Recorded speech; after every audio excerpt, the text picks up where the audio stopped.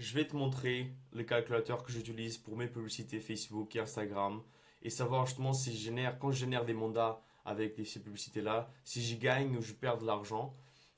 C'est ce que j'utilise pour moi, pour mes clients, pour savoir si je rajoute de l'argent à leur activité ou pas.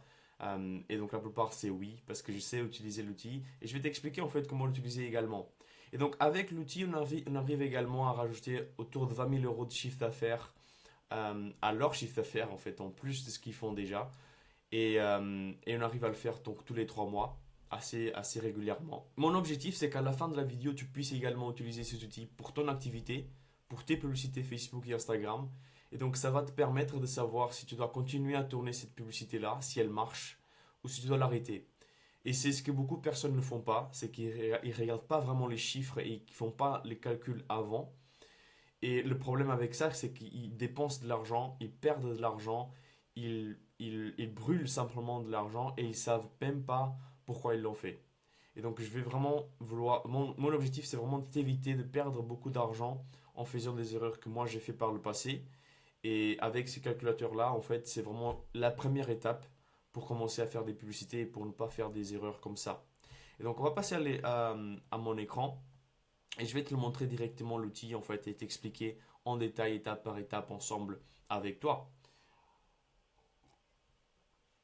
Donc déjà premièrement, tu peux voir ici directement qu'il y a deux colonnes et il y a plusieurs choses, plusieurs lignes. Première colonne ROAS 7x, ROAS 10x. Qu'est-ce que ça veut dire?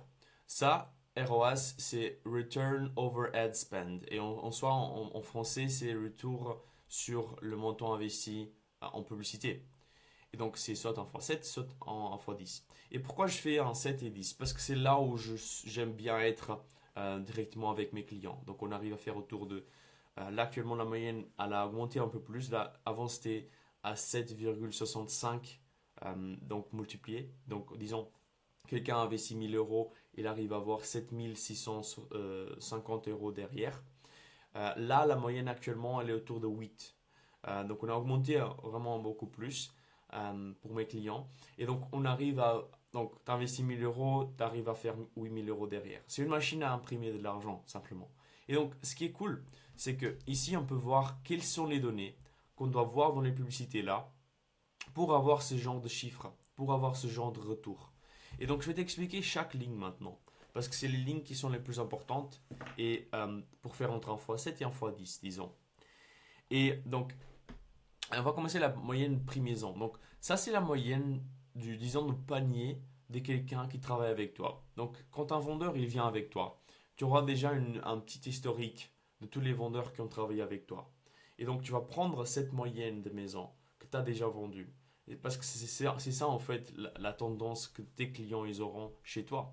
Et donc, j'ai pris l'exemple de 200 000 euros. Ok, j'ai pris l'exemple. Ensuite, j'ai pris la moyenne de commission pour justement pour ce genre de maison. Parce que, comme tu sais, il y a différentes tranches. Souvent, tu vas faire un certain pourcentage pour un certain montant en vente. Et donc ici, j'ai défini à 3%. Encore une fois, tu peux modifier ça. Ensuite, justement, tu auras la moyenne commission. Donc la moyenne commission, c'est simplement la maison, combien ça coûte, fois le pourcentage. Et c'est ça c'est la commission. Bien sûr, la commission, c'est pas tout ce que tu vas gagner. Si tu es avec un réseau, si tu es avec une agence ou peu importe, tu vas devoir verser un montant à cette agence ou à ces réseaux-là. Et donc ici, j'ai pris 70%. Ça peut être 60%, ça peut être 50%, peu importe. Mets ton chiffre là-dessus et tu vas voir le résultat. Ok. Ensuite, alors ça c'est très important. Et donc c'est en anglais, mais en soi c'est la conversion de la landing page, donc du tunnel de vente. Et moi ici j'ai deux informations qui sont hyper importantes. Si tu fais une conversion avec un formulaire, il faut le mettre ici à 1%. Et je vais t'expliquer pourquoi. Si c'est un tunnel de vente, tu vas mettre ici 2%. Et en fait, pourquoi c'est important ça?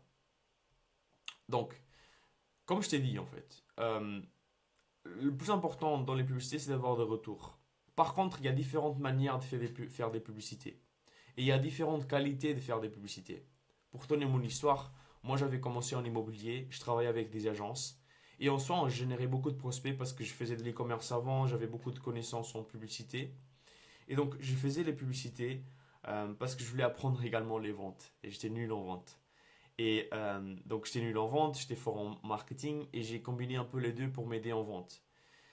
Une fois que j'ai commencé à faire des publicités pour ces agences-là, c'était gratuitement, je faisais gratuitement, j'ai commencé à avoir beaucoup de prospects. Et quand je parle beaucoup de prospects, c'était 100 prospects par mois. Donc, c'était vraiment beaucoup. Et on n'investissait pas beaucoup d'argent. Donc le coût par prospect était vraiment très bas. Et donc on avait beaucoup de prospects. Pourquoi? Parce qu'on faisait des trucs avec un formulaire instantané sur Facebook. Et donc j'ai d'autres vidéos qui expliquent ce que c'est en fait et pourquoi on ne l'utilise plus. Mais je faisais ça avec des formulaires. Et donc la qualité des prospects, il était vraiment beaucoup plus basse, disons comme ça, que en utilisant le tunnel de vente, que c'est ce que j'utilise maintenant. Et pourquoi c'est le cas? Alors, dans le formulaire, quand les gens ils cliquent sur la publicité là, le formulaire il va se remplir presque automatiquement. Donc ils cliquent deux, trois fois et c'est déjà fini. Et c'est un prospect. Et souvent ils savent même pas que c'est un prospect. Donc ensuite, j'avais ces prospects là, je les appelais en plus pour m'améliorer en vente, du coup. Et donc quand je les appelais, je voyais à quel point c'était de la merde la qualité. Les gens ils savaient pas qu'est-ce qu'ils avaient fait. Ils savaient pas que j'allais les appeler. Ils disaient des excuses comme ouais, c'était mon chien ou c'était mon fils, enfin peu importe. C'était vraiment très très bizarre parce qu'ils avaient vraiment rempli le truc. Et quand j'ai compris la démarche du formulaire, je me suis dit bah c'est complètement normal parce que les gens, ils n'ont pas d'intention en fait de remplir tout ça. Et sinon c'était des faux numéros parce que ça faisait longtemps qu'ils avaient le même numéro qui était enregistré chez Facebook. Et donc quand j'appelais, c'était le faux numéro. Et donc, j'ai compris qu'avec le tunnel de vente, j'ai fait les chiffres et les calculs avec beaucoup de statistiques. Je suis un peu nerd là-dessus, donc j'adore ça. Mais en soi, j'ai fait pas mal de statistiques et j'ai compris que entre le formulaire et le tunnel de vente, c'est autour de 1% qui change entre un et l'autre. Alors, pour simplifier, c'était pas vraiment 2%. Je pense que c'était même un peu plus que 2%. Mais pour simplifier le calcul. Et le formulaire, c'était un peu plus également de 1%. Mais pour simplifier à nouveau le calcul. Donc, si tu utilises des formulaires, tu vas mettre ici 1%. Si tu utilises un tunnel de vente, tu vas mettre ici 2%, comme moi.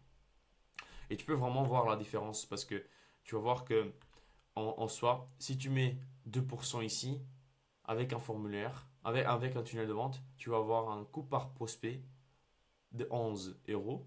Donc, tu vas payer un prospect, tu payes 11 euros pour l'avoir. OK. Et quand tu mets un, tu vas payer beaucoup moins cher. 5 euros pour un prospect. Alors tu penses, mais ça c'est même mieux en fait. Tu payes moins d'argent pour un prospect.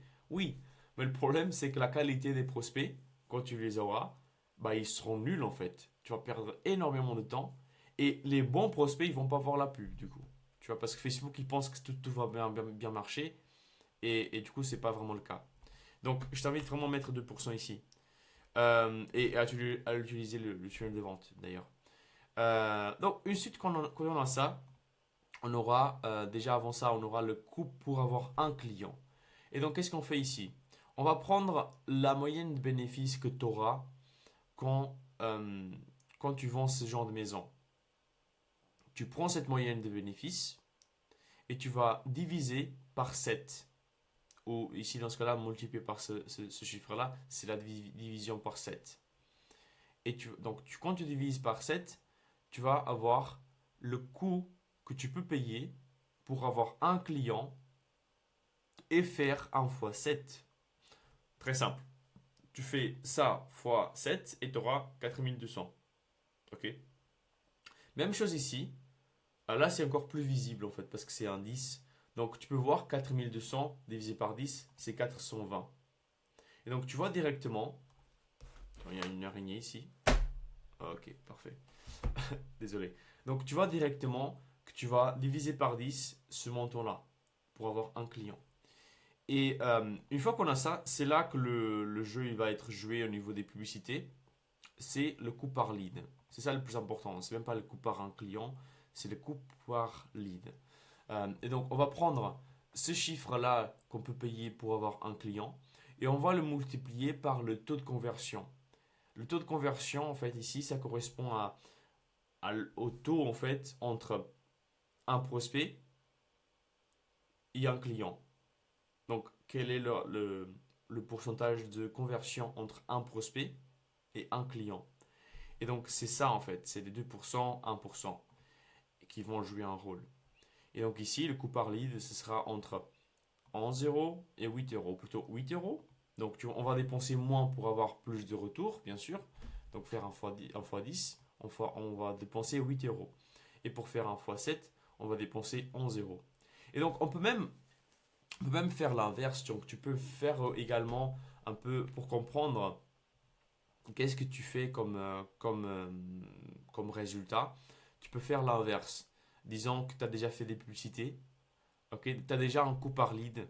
Donc le coût par lead, c'est simple, c'est vraiment, ça va être, imaginons tu as dépensé 500 euros. Ok, et donc tu as généré 12 leads. Donc ça, c'est les dépenses. Ça, c'est les leads ou les prospects.